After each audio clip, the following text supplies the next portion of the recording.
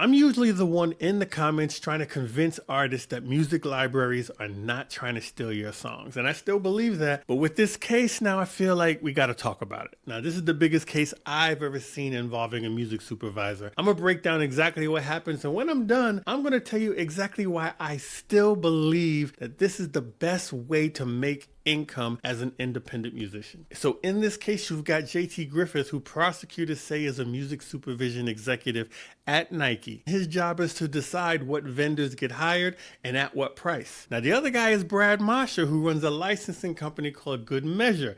This is the company that independent artists like us would be trying to pitch. So according to prosecutors, JT Griffith, on behalf of Nike, would approve inflated invoices from Good Measure and then funnel some of the excess money back to himself via a shell company. A grand jury has indicted both men. No one has been convicted of anything. So as an indie artist, you might be thinking this doesn't even concern me because a music supervisor stole money from a corporation. But here's the thing. If they're guilty of this, the only reason they got caught is because Nike has accountants and auditors. People are watching the money. But when it comes to supervisors, licensing companies, and artists, there is nobody watching the money, and there is no way for us to even audit the money ourselves. When companies hire me or give me a brief, they tell me the value of the assignment. If a company tells me that they've got a job for Nike for $5,000, Nike could have paid them $50,000. I'll never know because I don't see Nike's invoice.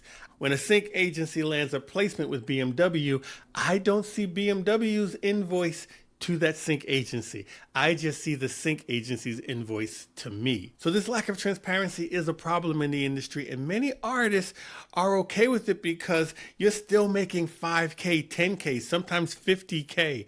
And if someone gives you $50,000 for 3 minutes of music, you're not going to be too upset, unless you find out that that same company got paid $500,000 for your 3 minutes of music. So that is the real risk, if I'm being honest. You're not seeing all the money that you might be entitled to because there's no transparency all the way through to the final customer. That being said, why am I such a champion of people being in this business when there's such potential for corruption? Probably because I've been exposed to the major label industry where corruption is exponentially worse.